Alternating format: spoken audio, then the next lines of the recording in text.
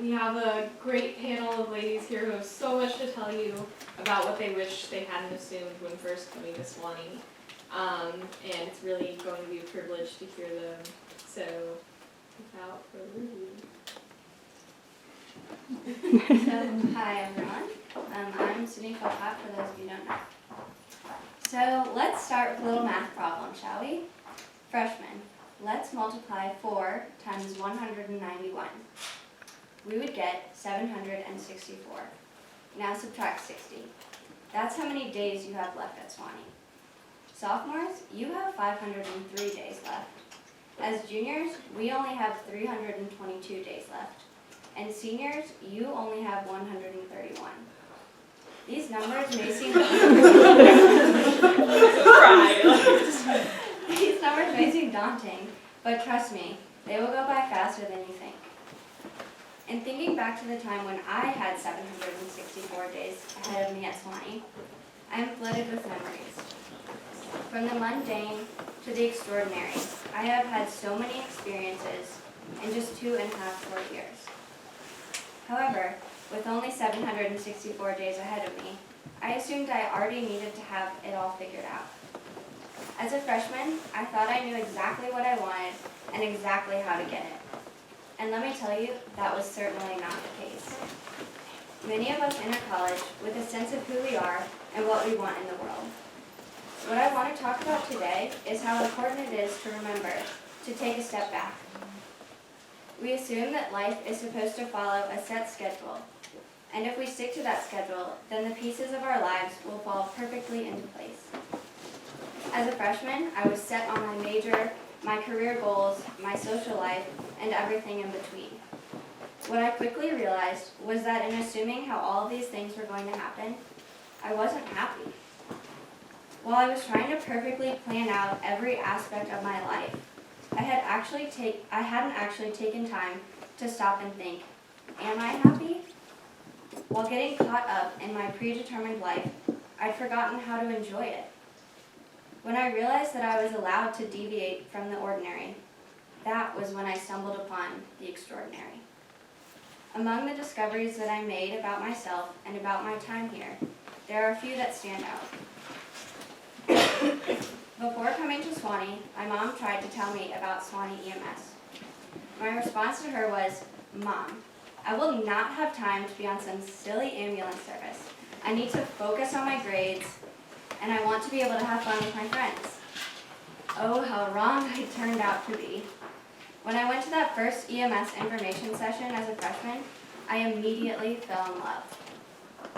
I ended up stumbling into a new family that welcomed me with open arms. One that is full of so many different people that have taught me to always be myself. If I had kept up my mentality that EMS was silly and I would never have time for that, I would have missed out on one of the best decisions and experiences of my life. Coming into Sewanee, I had a lot of preconceived notions about what I was going to do and who I was going to be. I soon recognized that I was going to try some things that I hadn't expected to try. Subsequently, through some trial and error, I ended up finding where I was truly happy. I've learned that if you don't go out every weekend, it's okay. If you sit alone in McClurg, no one is going to think you're a loner. If you join an organization that is different from all of your friends, you're not going to lose them. It will probably make your friendships stronger. And most of all, if you try something new or different, it might actually be a lot of fun. It's easy to continue doing what you think you love or what comes easy to you. What makes you the best you possible is challenging your perceptions, both about yourself and your time at Sewanee. So go out and try something new. Get involved in something you've never tried before. When I think about my time here, there are so many remarkable things that I have been fortunate enough to stumble into. Who knew I would find my best friends from so many different places? That I would love both biology and Spanish. That I would go to Haiti during spring breaks as a sophomore. That I would learn how to save a person's life. And most of all, that I would be able to stand up and talk with freshmen and sophomore women about how to make the most of their time here. You never know when something might at one time seem insignificant or different can actually have a huge impact on your life. So my advice is to get busy figuring out what you love. Never forget the people you shared your experiences with and the place that brought us all together, Sewanee. Have fun together, whether you have 704 days left or only 131. Believe me, when that number dwindles to 1, you will want to look back on your time and smile.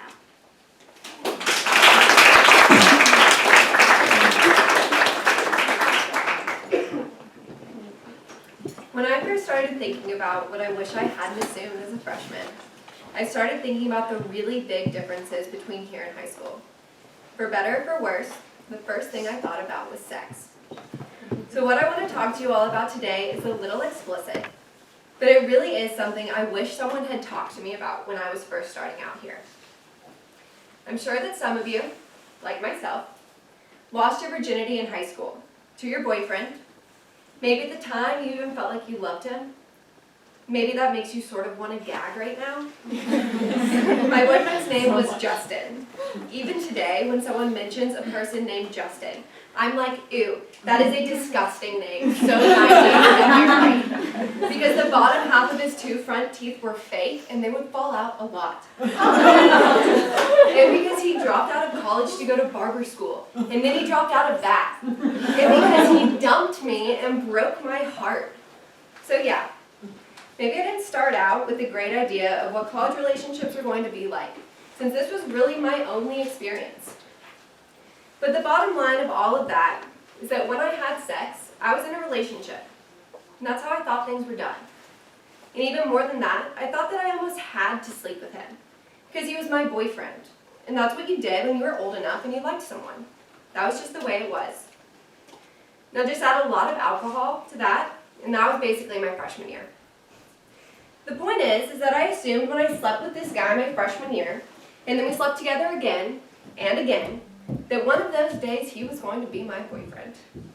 And it took me a long time to figure out that what I thought I knew about sex just didn't really apply here.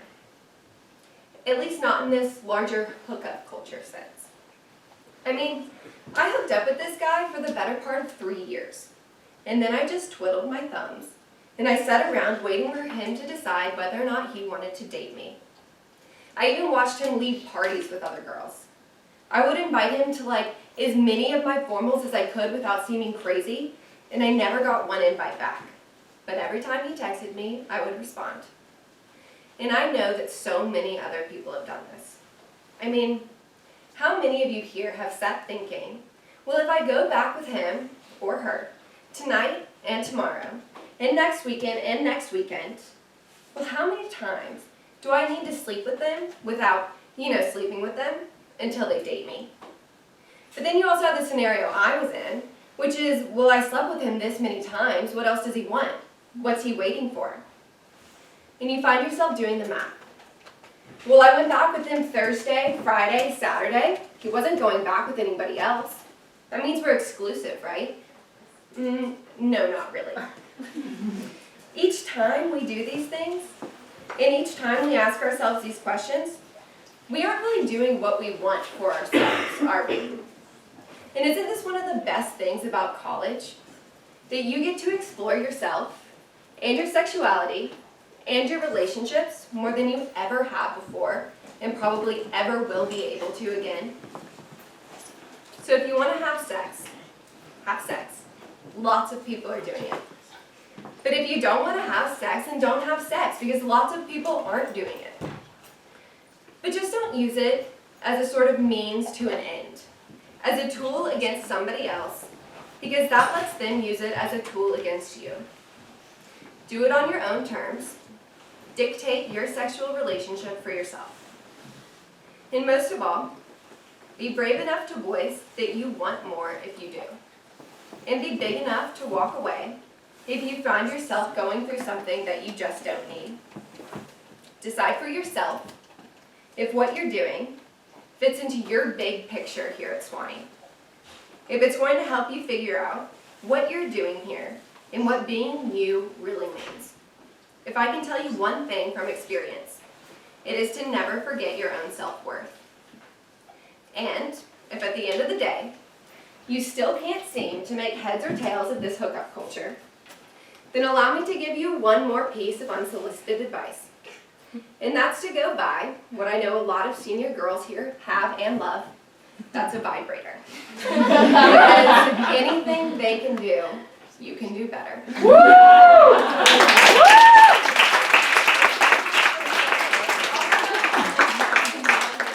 We're having a radical self-love party tomorrow at 7 p.m. It's BYO, and we're raffling off a vibrator. So, be there! It's gonna be really fun. Alright guys, so I kind of went through the same thing that the other women panel went through when they said, what did you assume as a freshman? What did you assume as a freshman? And as a freshman, I was like the complete opposite of, I guess, personality-wise, the type of person I am today. My roommates back there, and I'm probably going to admit some things that I did freshman year. I'm really sorry.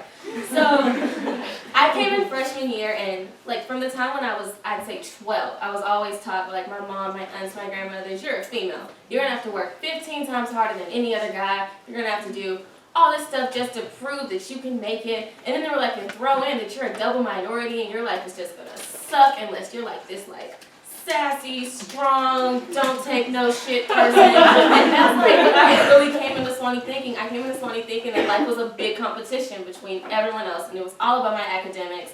And I could honestly care less about half the people at this school because I was like, I just need to beat them and get out, and that's it. That's what's gonna happen. So really, I think that's kind of where I messed up. I came in and I was like, oh my gosh, she was this weird person hugging me. It was her on the couch. And I was like, why is she being nice? And I don't know, I think I really limited myself a lot because I didn't do anything my freshman year. I wasn't in any activities. I didn't do any extracurricular activities at all. It was just me, schoolwork, and that's it. Like, I think I can count the number of weekends I went out my freshman year on 2 hands because it just wasn't about that for me.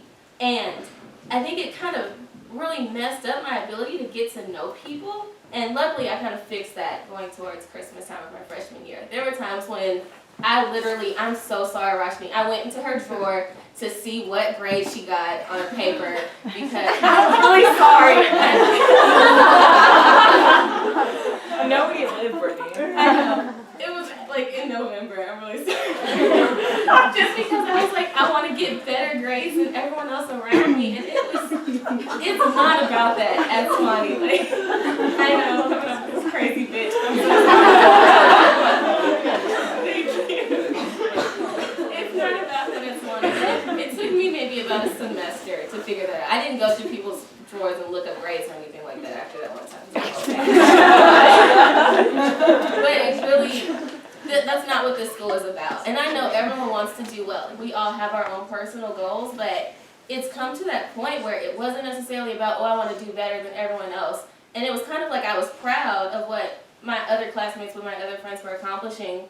And that's just, I think, the environment that's at this school that some of my friends don't have. One of my best friends goes to Stanford, and they really do have that cutthroat environment. And the fact that I can really, like, I can come home and say I got an award, and my suite mates are going to be proud of me.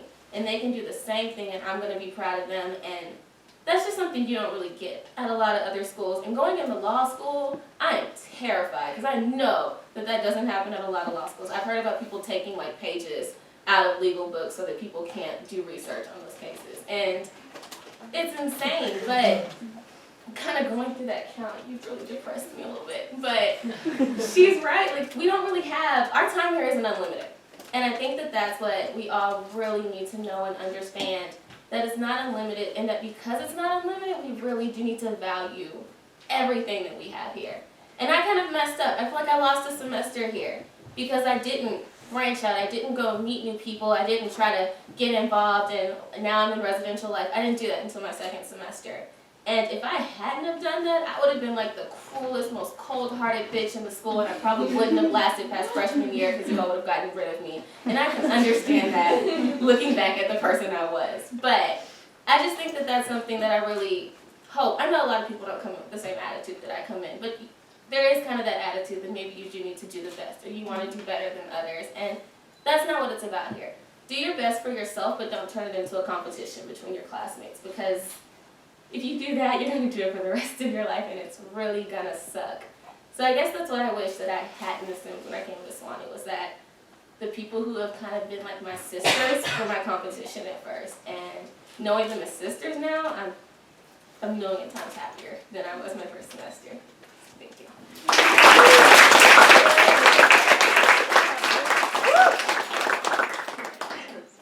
I am terrified right now. So, we're your sisters. So you'll note in this talk that while I really tried to keep this to a single thing that I assume, in this case, I wish I hadn't assumed that my body determined my worth.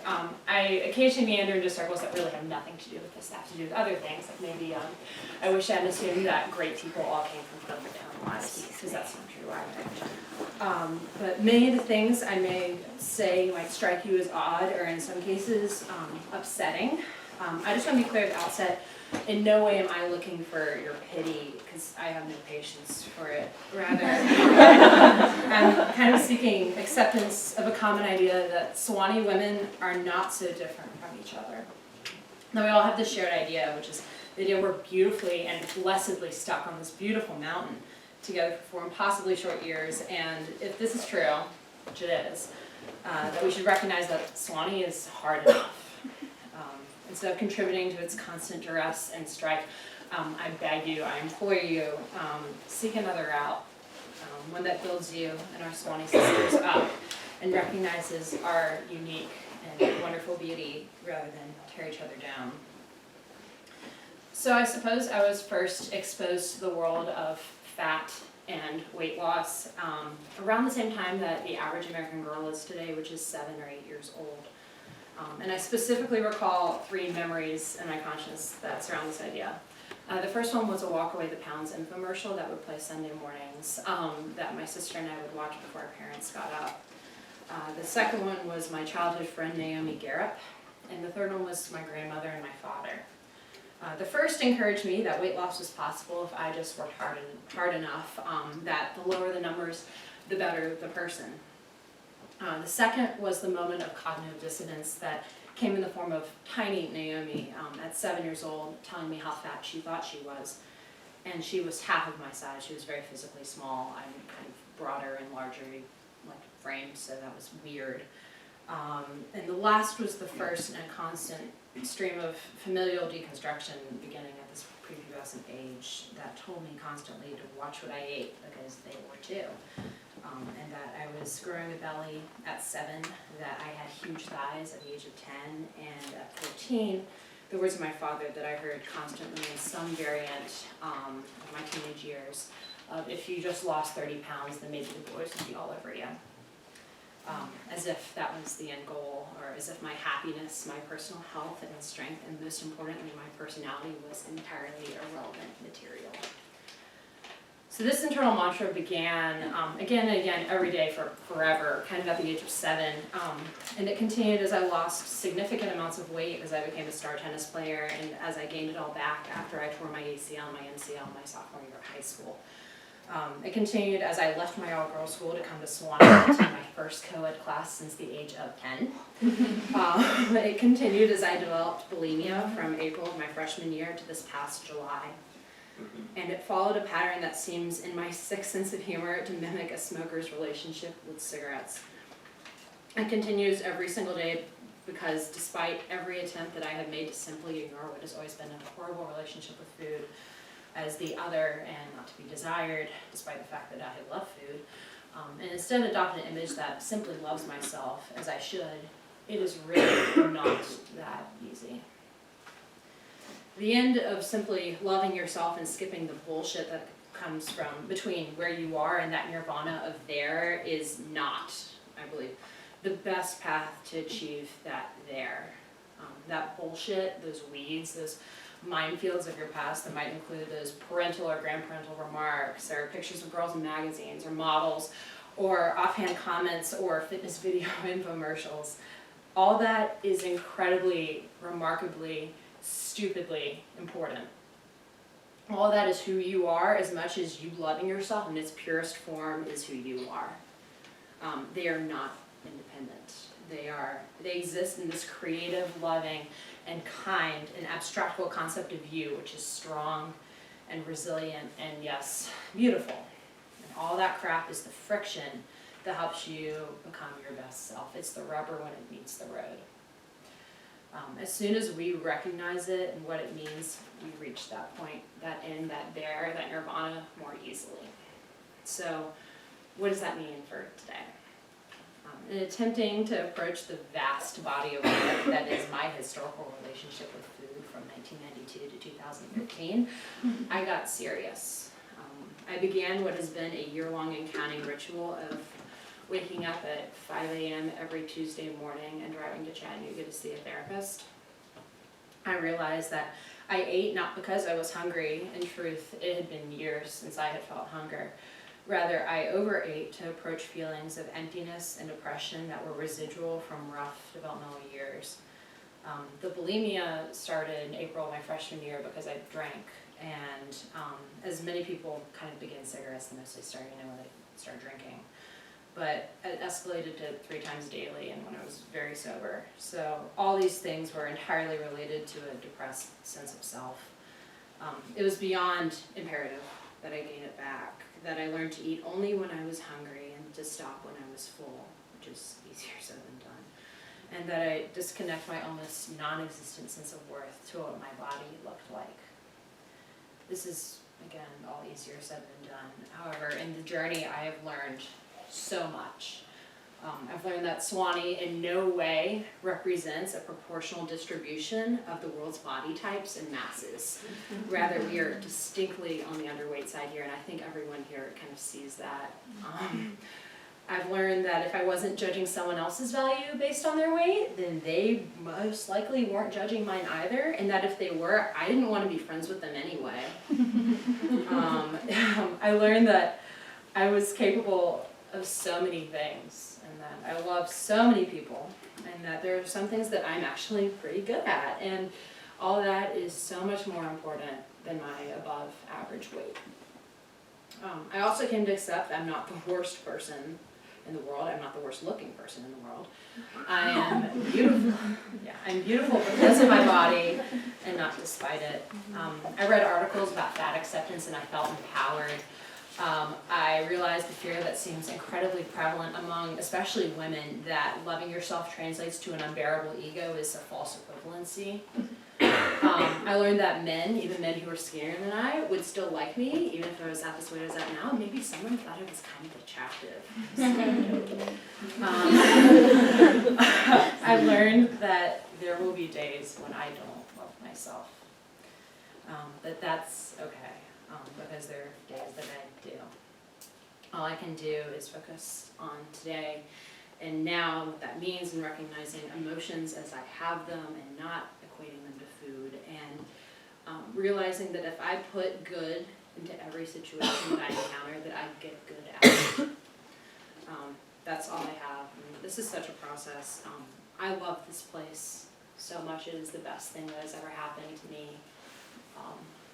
For every hard time, the earth time, I thought I wasn't going to come back. Like this was like the beginning and the end. And I would hope that we could begin to love ourselves as much as we love each other. And so I ask that of you today. So thanks.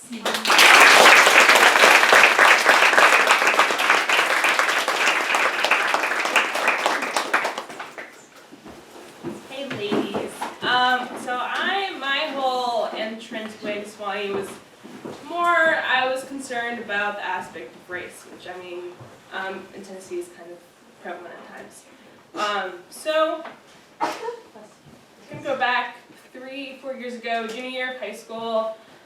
I went to my counselor and she was like, seriously start thinking about where you want to go to school next year or when you graduate. And the last school that I had in mind would be a small liberal arts school in the middle of Tennessee. Yet, a few months later, I find myself, end of first semester senior year, signing away my next 4 years in life to Sewanee. So, I don't know if any of you guys know, I'm a posse kid. It's a program that recruits inner city leaders, they call us, I guess. And they bring us to schools like Sewanee, that they think would benefit from having a different type of student dynamic. So one of the great things that comes with that is that when you come to Sewanee, you have people here that can tell you all about Sewanee. So from some of these people, who I love and they're very dear to my heart, I had heard some pretty crazy stories. Things that would range from crazy frat parties and things that are much more serious, like incidents of racism on campus. My high school was one of the most diverse in the nation. So coming from a high school where diversity is normally celebrated to a school where, from what I had heard, it wasn't so much, I was pretty scared and worried that how my presence on campus would be taken. Would I just be seen as just another affirmative action case? You know, she's here because she's a minority, not because she deserves it. And I was terrified, kind of. And being Hispanic was something that I was always proud of, and I still to this day am very proud of being Hispanic. But I found myself for the first time dreading the strings that came attached to being a minority. And then eventually, time came to come to Sewanee, and my anxiety had me expecting the worst. I came in with the idea that I had to prove myself and prove my worth and fight to be seen something as other than my ethnicity, to both my peers and my professors. I remember freshman year in my first class. I get there super early, of course, because I kind of overachieve sometimes. And I watch people file in. I'm like, okay, another white person, another white person, another person, more white people. This is what I was terrified of. I soon, after that class started, realized that I was the only non-white student in that entire class. And after a few weeks of being at Sewanee, and maybe even a few months, I felt strangely distant from the majority of the Sewanee community. And I mean, obviously under that mindset, I obviously was like, it's true, they hate me because I'm Hispanic, what's going on, I'm sorry, I can't do anything about it. So I was like, okay, let me try to think about this more rationally. So I went to a few of my friends and started talking about them. And I brought up the fact, I was like, I'm the only non-white person in some of my classes. And they kind of looked at me, they're like, oh, I didn't even notice. I wouldn't have even thought about that if you hadn't said anything about it. So then I was like, oh. I am the only one who noticed. I was like, it was this idea that no one really saw me as how I thought they saw me was what Sewanee really was. I, had heard about all these awful things, and I was like, this is going to be awful. But in reality, it wasn't like that at all. And then I kept thinking about it, and I was like, damn, I am such a hypocrite. The last thing that I wanted when I came to Sewanee was for people to put me in a box and judge me based on what I look like, when I put Sewanee into a box for thinking that that's how people were going to see me and judge me. So, one thing that I'm not saying is I'm not saying that racism isn't a problem on this campus, because it is, and it's still very prevalent. And even this semester, one of my closest friends had to deal with something that she should not have had to deal with, and it hurts my heart to think that this community that I love so much could do something like that to someone because of their ethnicity and who they are, and it just makes me upset. But over time, I've come to realize that even though there are these awful things that happen, for the most part, it's the exception, not the rule, in Sewanee, just like it is everywhere else. And kind of coming into Sewanee with this idea in my head hurt me more than it hurt anyone else. It's kind of funny, I've talked to some of my friends that knew me in the beginning of freshman year when I was still kind of trying to figure this whole thing out. And they're like, yeah, the first time I met you, I thought you hated me. You seemed really mean and really angry. And I was like, I'm not angry all the time. I promise I'm not. But then I realized that with me walking around, have this idea in my head and trying, like, kind of being withdrawn and not wanting to make connections because I was scared of what was going to happen, I mean, it could have made me seem like a bitch. So, I mean, I was the one that was at fault. So basically what I learned was that coming into Sewanee with these ideas of what I thought it was going to be like made it that way. But now over the years I've learned that I can make Sewanee into what I want it to be. I've been able to find the better sides of Sewanee that make me love it for what it is. I've made it my special place and my home where I can feel welcome and loved by, I mean, look at you guys. Yeah. Awesome.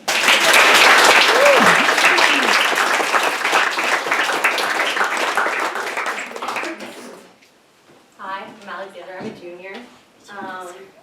Okay, so how many days do the freshmen have left at school? 704. 704. Okay.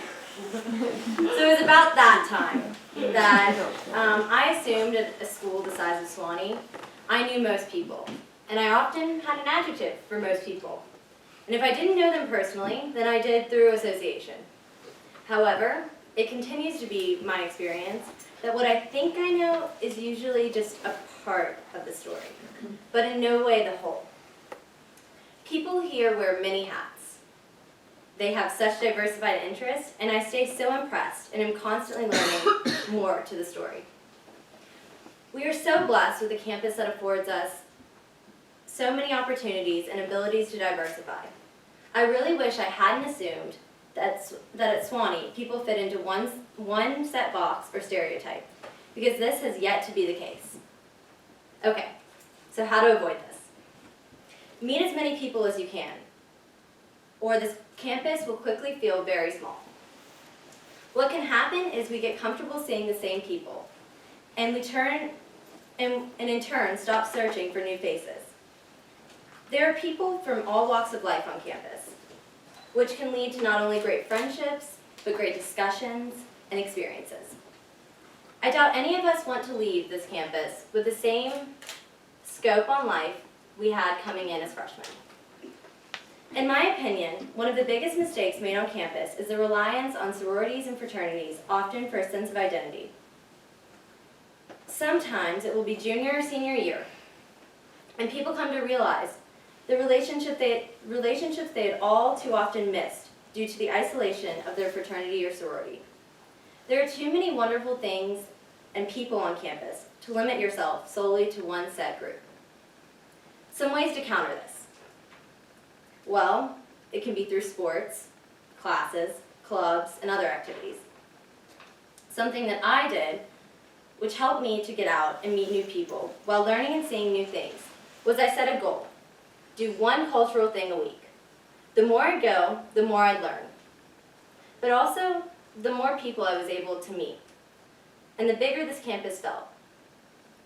Now this cultural event isn't even a thought, because I tend to try and go to as many things as I can, but as a freshman, it was a very concerted effort of one thing per week. A friend once told me, "You will never be in a more culturally saturated setting in your life. Every week, there are a bounty of things happening, and most are for free." Coming into Sewanee, I didn't believe that, but I think we can all attest to the bounty of cultural activities and things going on in this campus. It's hard to pick. For most of us, this will never be the case again. Not to mention the catered food isn't a bad bonus. I think I'll end with a corny goal of don't have regrets. This is the one time in our lives where we are kind of adults, but still have few responsibilities other than to take care of and develop ourselves. This time at school flies. Make the most of it. Have fun and diversify. Real friends take time. While college is about freedom, parties, drinking, hooking up, etc., there's plenty of time for this. Make friends your priority, first and foremost. There's a huge correlation between happiness and friends. On this campus, it is crucial to make connections with people beyond the typical context. While drinking and partying with friends can be fun, so can the SOP, making dinner, a road trip, a late night study session, going to a play, or seeing a movie at the Sun. At the end of the day, know that you are responsible for your own happiness. This is where you have the most control. Don't look to other people for your satisfaction, or you will begin to lose what it is you stand for. It is up to you to decide to make college the best experience possible.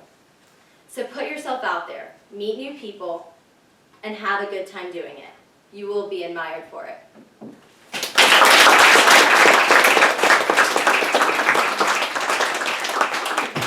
Let's give another round of applause. You guys, thanks for coming. This is a part of Wellness Week, which the Women's Center at this house and the Good Life House are co-sponsoring. And we just wanted to add this component of wellness into Wellness Week. You see all these awesome juniors and seniors, and we have a lot of seniors. Raise your hand in the room. Yep, juniors. I'm one of them forever. Just kidding, that's very cool. Sophomores, freshmen. Yes, okay, yes.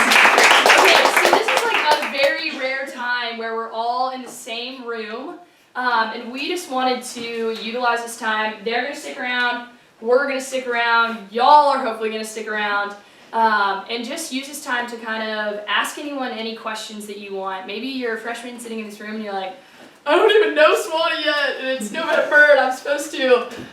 That's okay, clearly, they've told you. You have 704 days left, so you don't find everyone. She's gonna be a doctor one day, she has to know that kind of information. And so just use this time to get to talk to people. Maybe you've never met someone and you've seen them on campus and you're like, oh my gosh, they're so cool. That was me my freshman year, which may be every senior ever. So use this time, just talk to each other. We have food. Katie Lafrander, you beautiful human. Hot apple cider that I bought at the Pig, so and also we're in the Women's Center, so if you're a resident, stand up. And these people are cool, and I get to hang out with them most nights. And just know that this space is always a place that is open for you. I talk with my hands too much. And we're here. If you continue to have like mentorship type questions, this is your place. Come do homework on these awesome couches. Hang out in our rooms. They're big and cool. Well, actually very hot right now because the heater system in here is crazy. But yes, so mingle, love each other, Sewanee.